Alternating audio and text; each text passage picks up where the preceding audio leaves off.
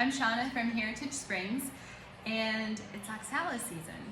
So it's the middle of January, and the oxalis start coming up in stores like grocery stores and greenhouses and things like that around this time of year.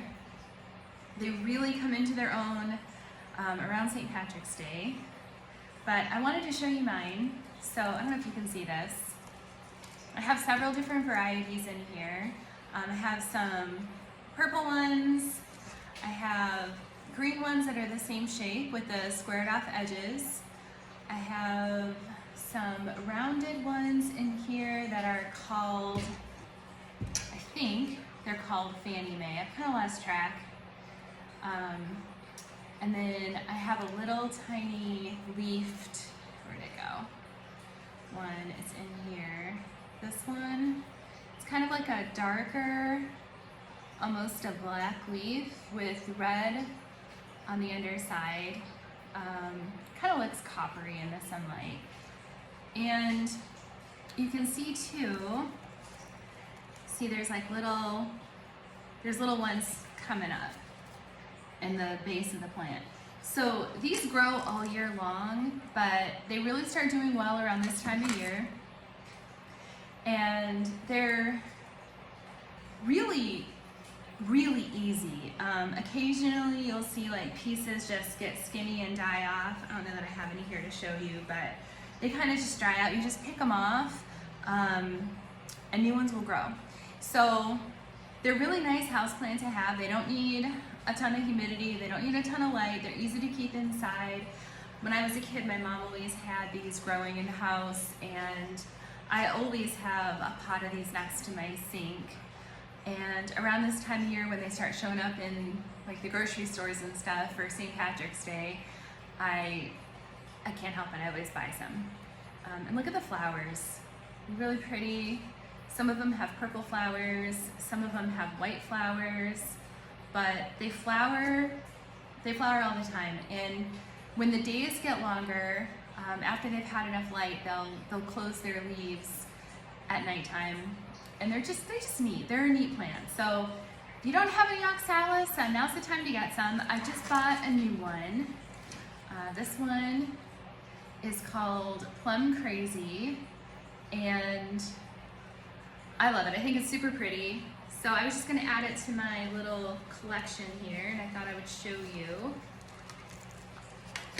how to do it. So oxalis is actually considered a weed in most places. It grows just about everywhere in the world except for the polar ice caps.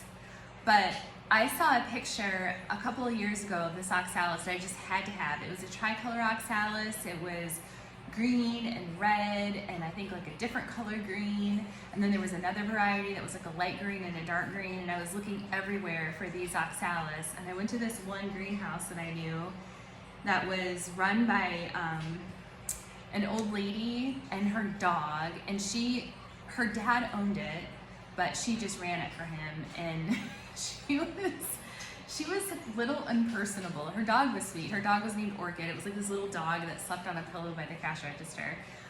Anyway, so I went in there asking her for oxalis, and she thought it was the most ridiculous request she'd ever heard in her life that anybody would want to buy a weed. So when she got done laughing at me, she took me to this part of the greenhouse that was all roped off, and in the back corner there was this huge tree.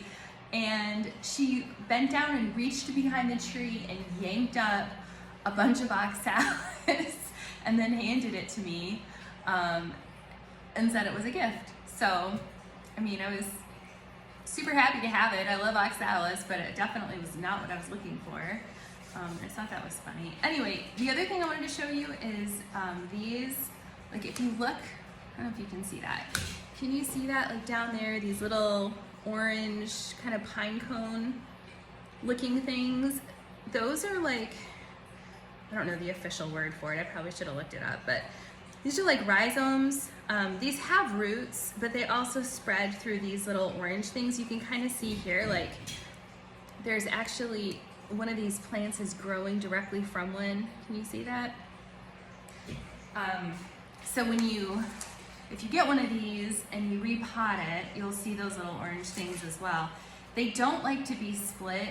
Occasionally, I have a friend who, really wants a piece of my oxalis, and I will split it, but they don't like it, and they don't usually do well. Sometimes they'll live through it, and that's great, but a lot of times they just kind of give up the ghost.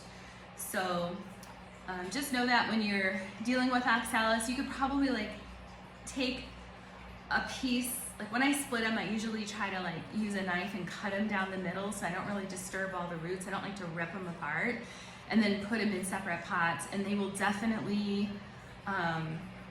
look like they're gonna die for a week or two, but then most of the time they'll perk up if you do it that way. You're just really careful not to disturb too much of it. But anyway, I just wanted to show you these. I love them. Like I said, it's the season, so if you're out and about and you see some oxalis, pick it up. It's not just for St. Patrick's Day, you can have it all year, and it's a super pretty, cheerful plant, and I just really like it.